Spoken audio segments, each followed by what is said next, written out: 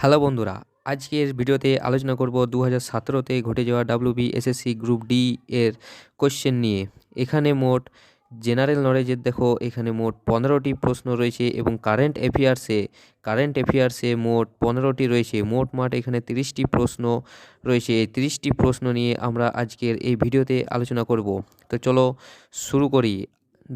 আমাদের এখানে প্রথম প্রশ্ন রয়েছে নিম্নলিখিত মানুষের ক্ষেত্রে কোনটি প্রযোজ্য নয়।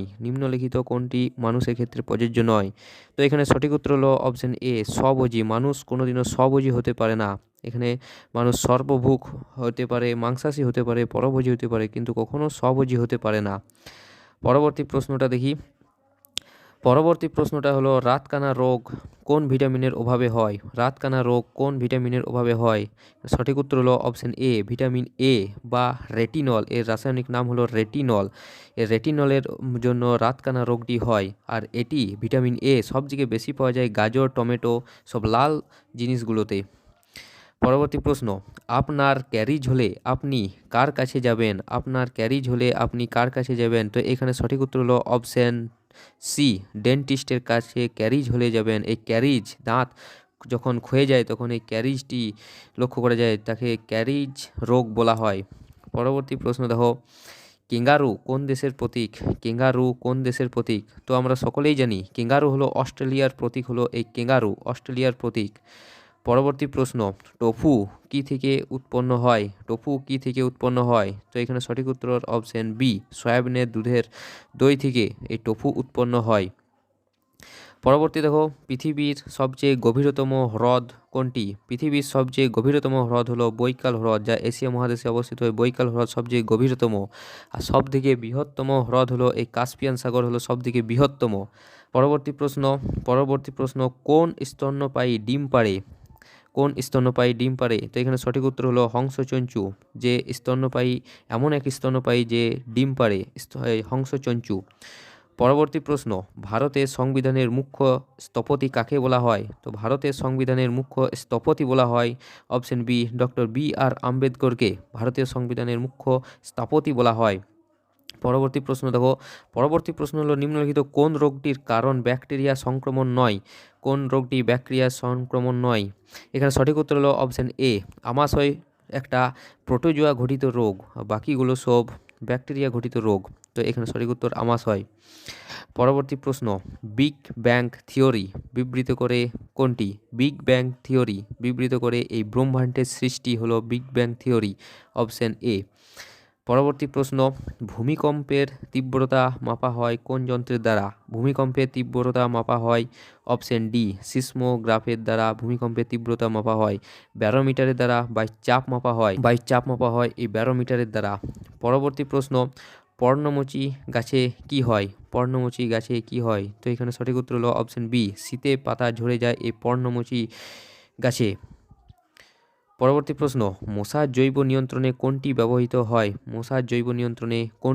হয়। গাম্বুসিয়া এমন এক ধরনের মাছ যেখানে মশার ছোট ছোট লার্ভাগুলোকে তারা খেয়ে বেঁচে থাকে, মশার নিয়ন্ত্রণ ঘটে। পরবর্তী প্রশ্ন, ভূপাল গ্যাস দুর্ঘটনার কারণ MIC গ্যাস নিঃসরণ, যেটির ফুল ফর্ম হলো methyl isocyanate, option B, methyl isocyanate. আর এই ভূপাল গ্যাস দুর্ঘটনা হয়েছিল 1984 সালে মধ্যপ্রদেশের রাজধানী ভূপালে এই ভূপাল গ্যাস দুর্ঘটনাটি হয়েছিল। পরবর্তী প্রশ্ন, কোনটি গ্রিনহাউস গ্যাস নয়। এখানে সঠিক উত্তর হলো option D, hydrogen greenhouse gas নয়, বাকিগুলো সব গ্রিনহাউস গ্যাস। চলো এবারে আমাদের কারেন্ট অ্যাফেয়ার্স শুরু। তো কারেন্ট অ্যাফেয়ার্সের প্রথম প্রশ্নটা প্লেয়িং ইট মাই ওয়ে গ্রন্থটির লেখক কে। তো প্লেয়িং ইট মাই ওয়ে গ্রন্থটির লেখক হলো অপশন সি, সচিন টেন্ডুলকার। পরবর্তী প্রশ্নটা রাজ্য সরকারের মন্ত্রীরা কার কাছে যৌথভাবে দায়বদ্ধ থাকে। তো রাজ্যসভার মন্ত্রীরা অপশন সি, বিধানসভার কাছে যৌথভাবে দায়বদ্ধ থাকে। পরবর্তী প্রশ্ন, মোহনবাগান ক্লাব ব্রিটিশ দলকে হারিয়েছিল কত সালে। মোহনবাগান ক্লাব ব্রিটিশ দলকে হারিয়েছিল 1911 সালে। মোহনবাগান ক্লাব 1911 সালে ব্রিটিশ দলকে হারিয়েছিল। পরবর্তী প্রশ্ন নিচের কোনটি ক্রান্তীয় মৌসুমী ফসল? ক্রান্তীয় মৌসুমী ফসল, এখানে সঠিক উত্তর হলো অপশন এ, ধান হলো একটি ক্রান্তীয় মৌসুমী ফসল, ধান। পরবর্তী দেখো, বিশ্বভারতী অবস্থিত কোন জেলায়? বিশ্বভারতী অবস্থিত কোন জেলায়? তো আমরা সকলেই জানি বিশ্বভারতী অবস্থিত বীরভূম জেলায় বিশ্বভারতী, এবং শান্তিনিকেতনে বীরভূম জেলায় অবস্থিত।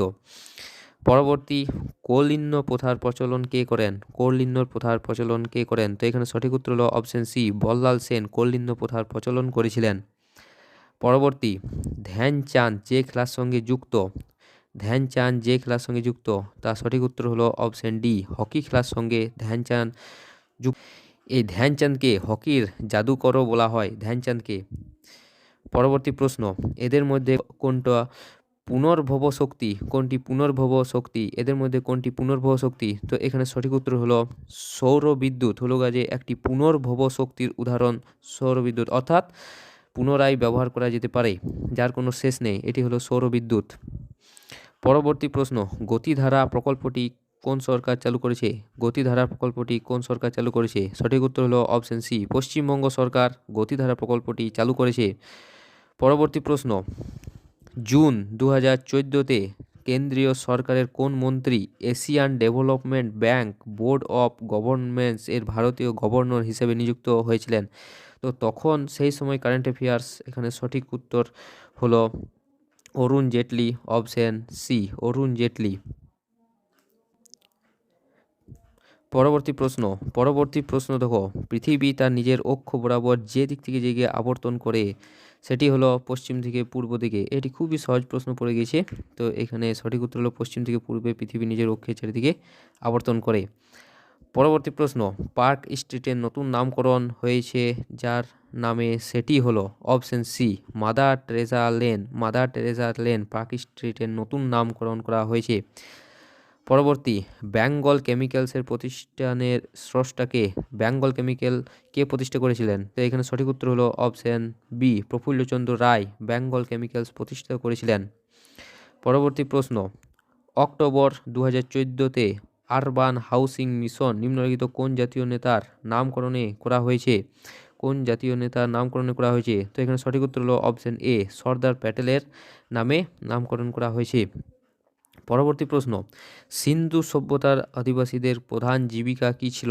সিন্ধু সভ্যতার অধিবাসীদের প্রধান জীবিকা ছিল পশুপালন, অপশন বি, পশুপালন। আর এরা মূলত লোহার ব্যবহার জানতো না, সিন্ধু সভ্যতার অধিবাসীরা।